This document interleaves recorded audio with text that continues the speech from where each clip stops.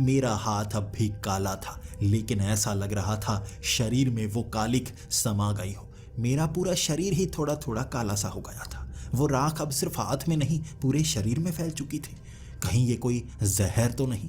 लेकिन जैसे ही मैं धूप में पहुंचता, मेरा रंग पूरी तरह से साफ हो जाता, जैसे ये कोई बीमारी थी जो शरीर में फैल गई थी। ये राख कुछ ना कुछ तो है। अब मैं रास्ता ढूंढने लगा था अपने उस टेंट का, और टेंट तक पहुंचना बहुत आसान रहा। ये दिन का वक्त है, अब कोई भी जानवर हमला कर सकता है। मैंने वो पूरा टेंट समेटा और मैं उस दिशा में जाने लगा जहां से मैं आया था। लगभग 2 से ढाई घंटे लगे मुझे बाहर निकलने में, और बाहर निकलते ही बहुत खुशी हुई। पहले तो वो कबीला आया, कबीले वालों को मैंने सारी बात बताई। उसके बाद मैं वहां से शहर की तरफ निकल पड़ा। अब शहर में जाकर मुझे कोई भी तस्वीर अच्छी मिली तो थी नहीं, मुझे अब इस देश को छोड़कर जाना था। लेकिन ये वक्त बदला बदला सा था, मेरा शरीर बदला बदला सा था। जैसे ही वो दूसरी रात हुई, वो अंधेरे में हर कोई मुझे देखकर डरने लगता। ऐसा लगता जैसे मेरा शरीर बदल रहा हो, जैसे मेरा चेहरा बदल रहा हो। हर कोई, जैसे मैं वेटर के पास गया, वेटर को ऑर्डर दिया, और जब वेटर वो ऑर्डर लेकर आया, वो सारा सामान उसने गिरा दिया और वो रेस्टोरेंट से ही बाहर भाग गया। उसके बाद दूसरा वेटर पानी लेकर आ रहा था, मुझे देखकर वो भी भाग गया। उस रेस्टोरेंट से मैं दूसरे रेस्टोरेंट में गया, वहां भी ऐसा ही। हर कोई जैसे मुझे अंधेरे में देखता और बाहर की तरफ भाग जाता। मैं अब सीधा अपने होटल की तरफ आ गया था। ये छोटा सा होटल था, लेकिन होटल के उस रिसेप्शन पर बैठी हुई वो लड़की मुझे देखकर बेहोशी हो गई।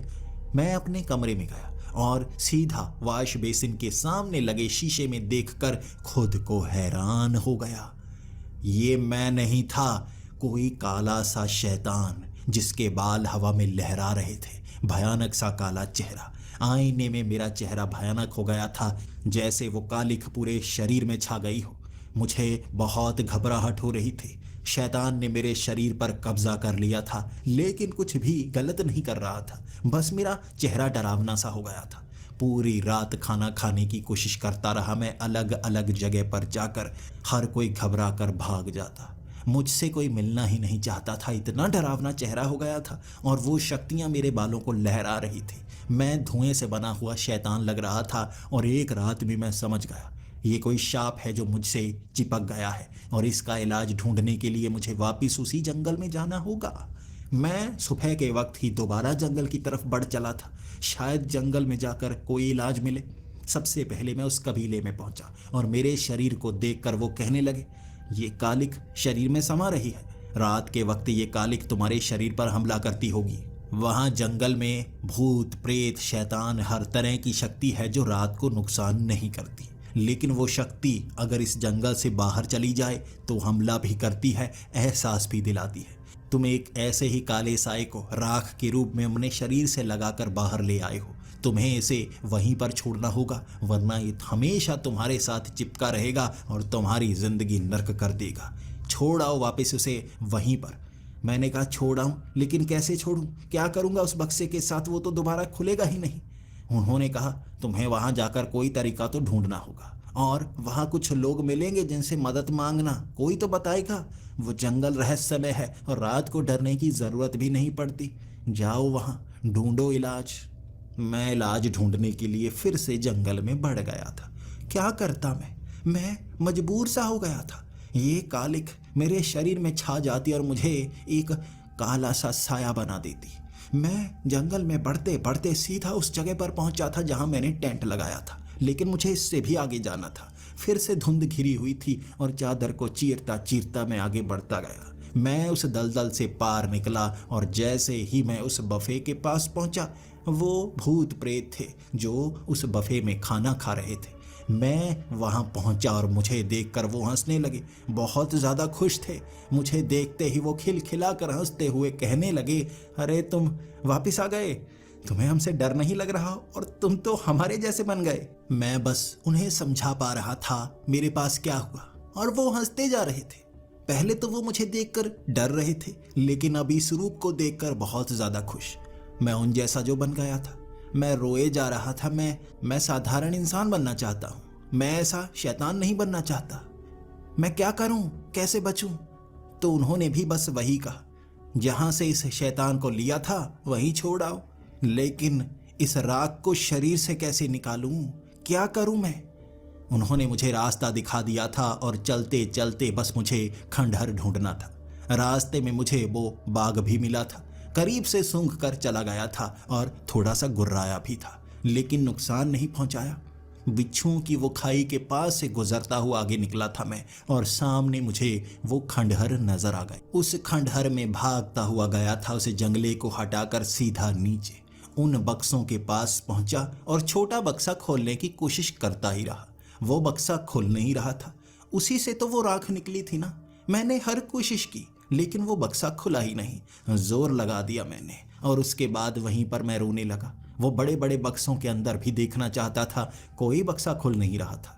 लकड़ी के बक्से थे जो ईंट तक से टूट नहीं रहे थे, पत्थर तक से टूट नहीं रहे थे। हर कोशिश नाकाम मेरी, और रोता रोता मैं बाहर से पानी भी लेकर आया था एक छोटे से बर्तन में।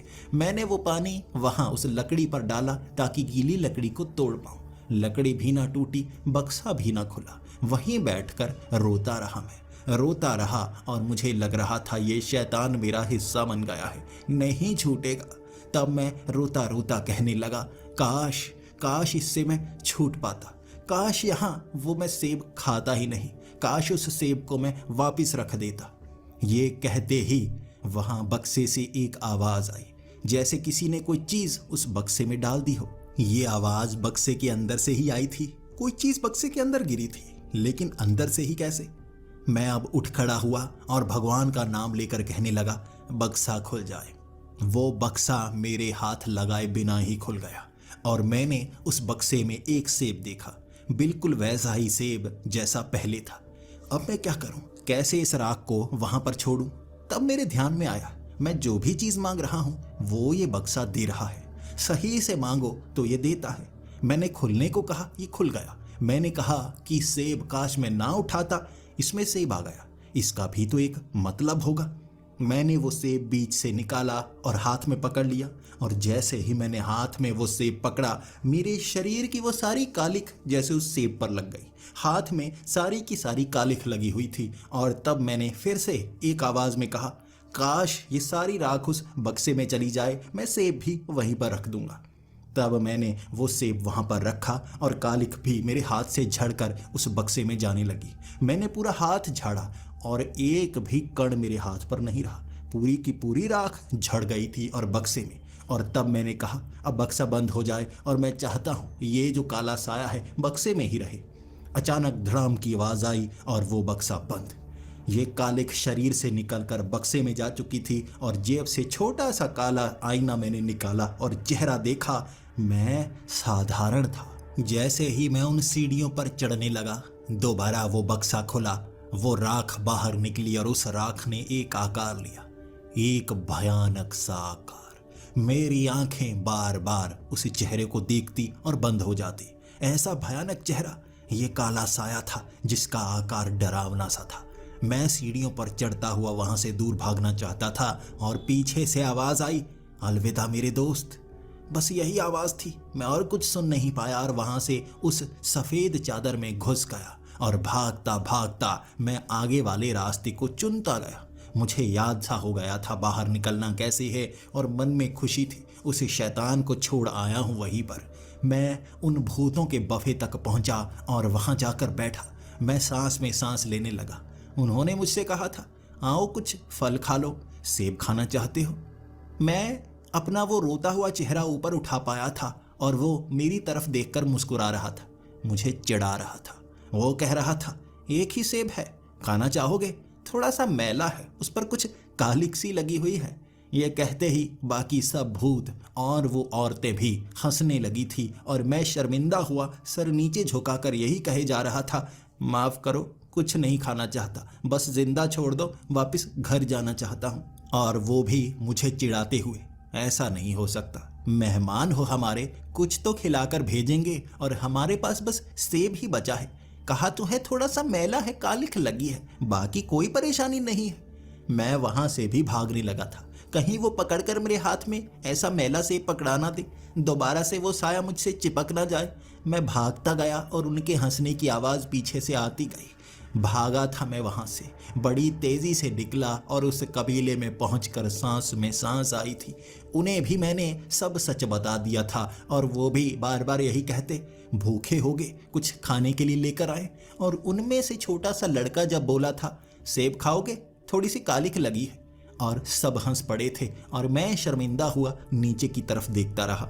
मैंने वहां कुछ भी नहीं खाया था। जब मैं शहर में पहुंचा, रेस्टोरेंट में मैंने खाया, तब जाकर पेट की वो गुड़गुड़ ठीक हुई थी। और एक सबक भी मैंने ले लिया था। वो जगह जिसके बारे में आपको पता ना हो, वहां की कहानियां सुनाई जा रही हों, आपको उस पर यकीन कर लेना चाहिए और खुद को बचाना चाहिए। कभी भी ऐसी चीज़ों को झूठ मानकर मुसीबत में नहीं फंसना चाहिए। मैं अब दोबारा कभी भी ऐसे जंगल में जाने की कोशिश नहीं करूंगा जिसे भूतिया माना जाता हो। मैं देख चुका हूं अपनी आंखों से ऐसे ऐसे भूत, ऐसे ऐसे दृश्य जिस पर मैं यकीन तक ना किया करता था। और हो सकता है उस खंडहर में मैं ना जाता तो आगे मुझे और क्या क्या देखने को मिल जाता, और शायद मैं और ज्यादा मुसीबत में फंस जाता। कानों को हाथ लगाए हैं मैंने, भूतिया जगह से दूर ही रहता हूं। और आपको भी कहना चाहूंगा, यकीन कीजिए, भूतिया जगह पर जाना बहुत खतरनाक हो सकता